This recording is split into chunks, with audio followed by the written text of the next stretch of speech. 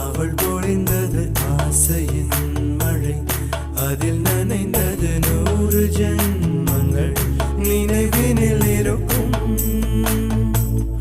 அதுபோல் எந்த நாள் வரும், உயிருருகிய அந்த நாள் சுகம், அதை நினைக்கையில் ரத்த நாளங்கள் ராத்திரி வெடிக்கும்.